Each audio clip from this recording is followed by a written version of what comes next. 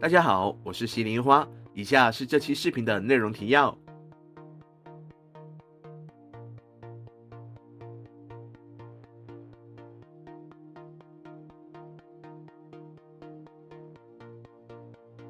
对了，在游戏发售之后，存档要是仍然可以正常运行的话，我会把我LeetCam的存档分享给大家。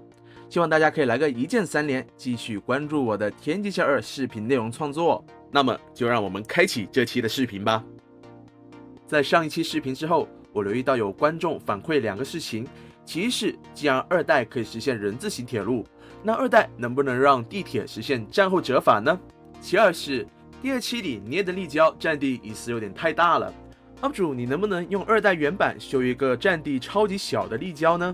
这些反馈都很有想法，我要不就在2代里给大家展示一下。首先我们来看看地铁战后折返的事情。可能有一些观众不太清楚战后折返是一个什么样的情况，我可以简略的给大家介绍一下。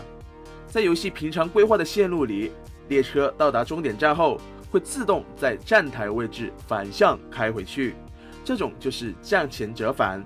但是在现实里，至少是在我国的地铁里面，站后折返其实比站前折返更常见。站后折返就是在站台的后面有一段折返段，列车在终点站下客之后会继续前行到折返段，然后再掉头回来这个终点站重新上客。那么我们来看看2代能不能实现战后折返吧。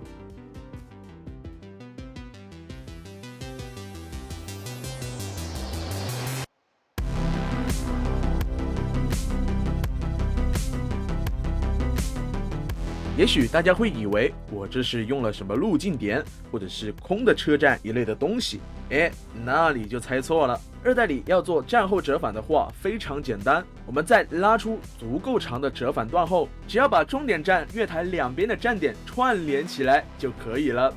不过这种拉的方法有时候会造成反向的折返，列车往站间区间折返去了。要解决这个问题，我们可以把站间区间那一段改造成2条单线单向轨道，这样子就可以100%让列车去折返段折返了。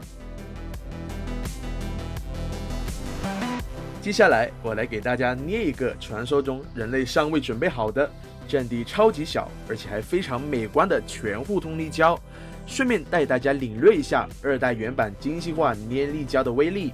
当然大家可以不用像我那样捏的这么极限的尺寸，大家到时候看着纯视的情况来就好。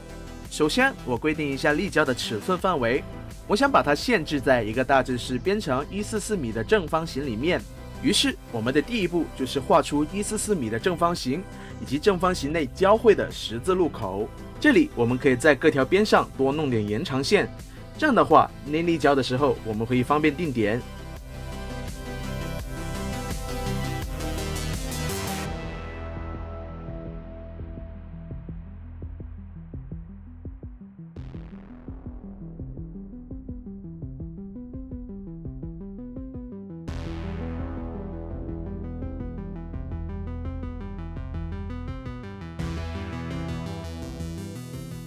在捏出立交之后，我们可以用高级道路服务工具去调节路口，比方说我们第1期里提到过的去除交通灯、去除斑马线以及禁止左行、右行、直行等。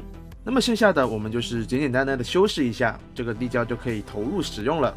我在这里放了一个信号塔，大家可以对比一下这个立交的尺寸哦。另外还有粉丝反馈，2代可不可以造出类似武汉长江大桥那种上面是公路下面是铁路的桥呢？这个还真可以，我现场就来给大家捏一座看看。在2代里面，我们只要让下层的铁路和上层的道路隔开一定的高度，那么我们就可以把公路和铁路叠在一起过河了。不管你想要叠什么样的道路，用这种方法都可以轻松的叠罗汉过河。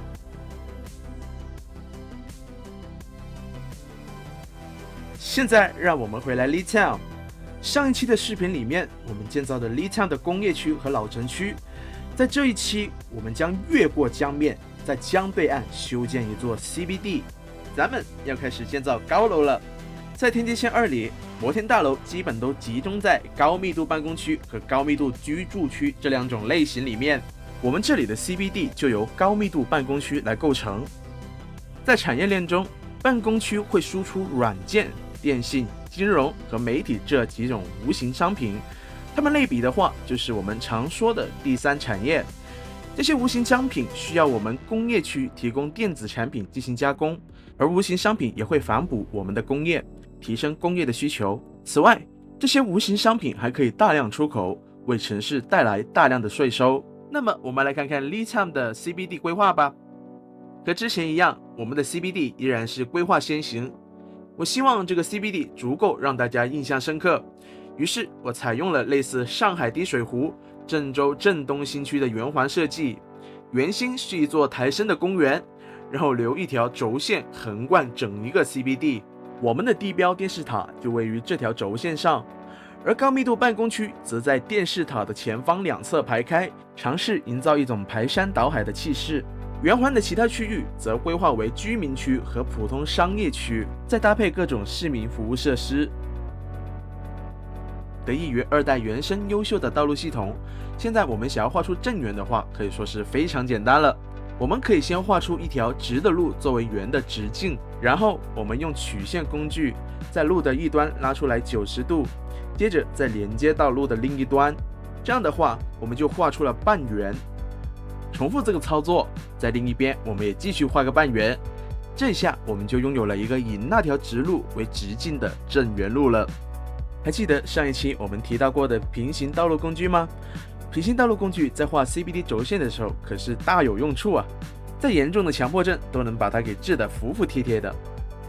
在捏了一圈又一圈的同心圆后，我们得建造一些立交，连接上可以通往老城区的绕城高速。和前面做的极限大小立交不同，这里我们可以放开的拉曲线了。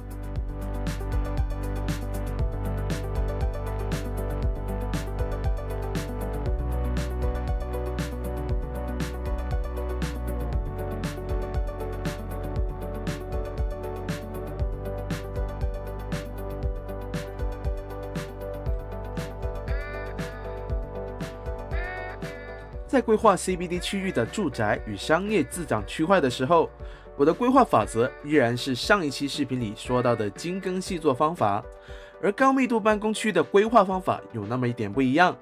目前我们没有工坊的加持，原生的高密度办公楼就那么几个样式。高密度办公楼要是重复度过高的话，这会让整一个 CBD 变得非常的丑。因此，在一个片区内铺设办公楼的时候，我们最好是让单栋办公楼的格子数都不同，这样我们可以减少办公楼样式的重复。现在我们可以修建给城市带来加成 buff 的地标建筑了。不同的地标建筑都有不同的 buff， 我在这里选择修建电视塔，它可以给城市带来 25% 的室内休闲。对了，如果大家预购游戏的话，大家还会有地标建筑的预购奖励，其中就有我国西安的钟楼。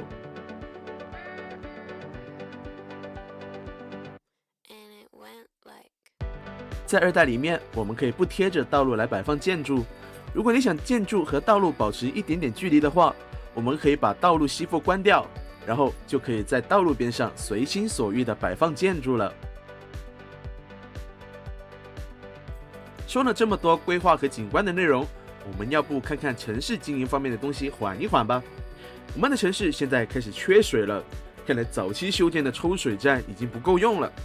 按照1代的逻辑，我们应该是要建造更多的抽水站，不过在2代里面，我们又多了一个解决方案。现在我们可以修建污水处理厂，污水处理厂可以净化污水，这些净化过后的水会重新进入城市供水。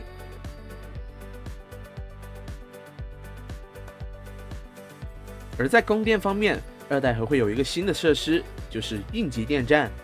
我们都知道，现在2代有了4级更替，而城市的用电量也会随着季节变化而有所波动。一般来说，炎热的夏季和酷冷的冬天，城市的用电量会大幅上升，因为市民们需要吹空调或者开暖气。要应付这种用电量的季节性波动，我们就可以建造应急电站。它采用的是蓄电池来蓄电。城市发电量有盈余的时候，应急电站会进行蓄电。到了夏天和冬天，电厂发电量不足时，应急电站会把蓄起来的电供应给城市。2代里新增加了停车场的设定，我们总算是可以告别一代的口袋掏车了。我们没有修建停车场前，市民们会在路边停车，停车场则需要我们用发展点来解锁。现在我们有露天的停车场、多层停车楼、地下停车场以及全自动停车大楼这么几种停车场。这里有点意思的是，多层停车楼里面是有建模的，我们甚至可以跟着小车进去停车场里参观。我们修好停车场之后，也许会发现市民们都不太愿意进去停车场停车，这主要是因为游戏默认路边停车不收费，市民们全跑路边停车去了。要解决这个问题，我们可以拓宽停车场周边道路的人行道，从而禁止那些路段的路边停车。但是要是每条道路都这么操作的话，那也太烦人了。我这边有一个更好的办法，就是设置路边停车收费。在游戏里面，我们可以设置不同市辖区的路边停车收费标准。这里就顺带讲讲游戏的市辖区划分的设定吧。在一代里面，我们要用画刷来画出市辖区，而在二代里，我们可以像这样设置节点来画出市辖区。我们还可以设置节点是否吸附道路，这种画法的精准度可是要比一代高得多了。在画好市辖区后，我们可以给它们起个名字，比方说这片新城区，我们就叫它圆环新城。另一边的老城区的话，就叫这个名字吧。现在我们可以设置市辖区内的各种政策，这些政策里面就包括路边停车收费。我们要把这个辖区的路边停车收费标准定得远比停车场的收费标准高，这样的话，市民们就会更倾向于把车停去停车场里了。说到市辖区，我们现在可以让某个市政服务设施只服务于某些市辖区。点选市政服务建筑后，我们就能够设置其服务的区域。接下来就是大家都非常期待的公共交通环节。二代现在有明显的昼夜潮汐交通设定，上下班的通勤时间，道路和公共交通的使用率都会提高。这里还显示有道路的维护状况，我们得建造道路维护局来维护好道路，不然城市里就很容易发生交通事故。二代的公共交通工具有公交、出租车、有轨电车、火车、地铁、飞机和轮船。火车和地铁这两部分，我们在前2期的视频都有提到过。这一期我们主要来讲讲公交车、出租车、有轨电车和飞机。在二代里，轨道交通、空运、海运都需要我们用发展点来解锁。不过这3个大项的科技是互相独立的，我们可以根据城市的实际情况来解锁。现在我们来看看公交车。在二代里，我们要先修建公交车站，然后才能画出线路。在遇到一些复杂路况时，我们可以自行设置路径点，公交车路线就会跟着路径点来跑了。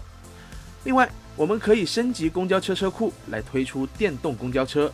在线路面板里面，我们可以设置这条线路的车辆类型、票价以及昼夜运行状态等。也就是说，我们完全可以做到像现实那样，夜班车比白班车票价更高。接下来就是出租车。出租车在最开始只能在我们设置好的地方上下客，不过我们可以升级出租车的车库调度中心，这样子的话，出租车就可以到处巡游接客了。另外，火车站、公交中转站也可以升级出租车停靠站点。在二代里，我们可以用替换工具直接将有轨电车车道铺设在现有道路上。对了，所有的交通工具都可以设置路线颜色，这些路线颜色还会套用到交通工具上哦。二代的空运变化非常大，首先大家都能看到，机场的面积就比一代大了很多。我们在建造机场的时候，游戏还会提示跑道两侧的净空区域。如果净空区域内有高山，那么游戏就会强制推平那些山。此外，我们可以据此来铲除跑道两侧对开的树。我们还可以升级机场，让它也能跑货运。在这一代里面，我们需要像公交车那样自行画出飞机的线路，不然飞机是不会自己停靠在机场的。另外，现在的飞机在降落时也终于学会后轮先着地了。现在游戏里还会有各种各样的细节，需要我们用心去挖掘与体会。比方说游戏的电台，现在的电台比一代更让人有代入感，他们会播报城市里的实时状况。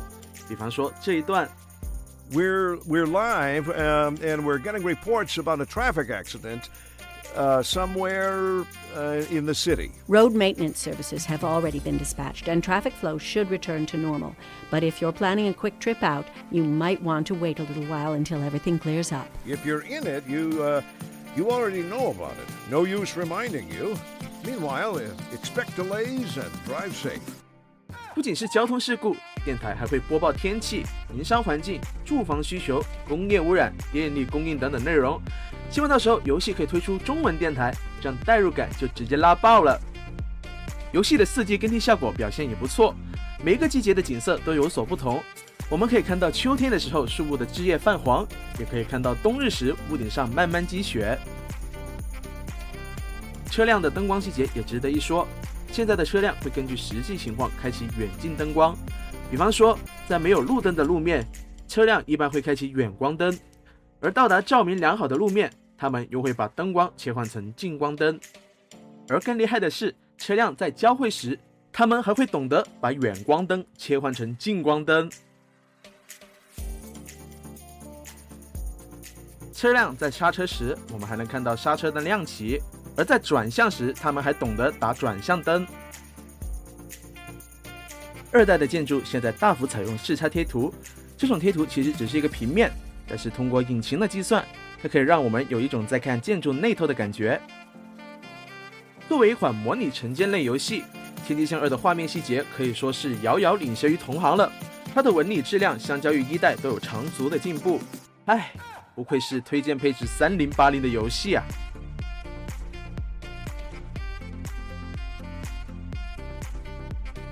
这一期视频的内容就到这里了。在游戏正式发售前，我们还有机会做视频或者开直播，给大家进一步讲讲《都市天际线2》。如果大家还没有看够的话，请记得关注我的账号以及预约视频哦。那么我们下一回再见吧。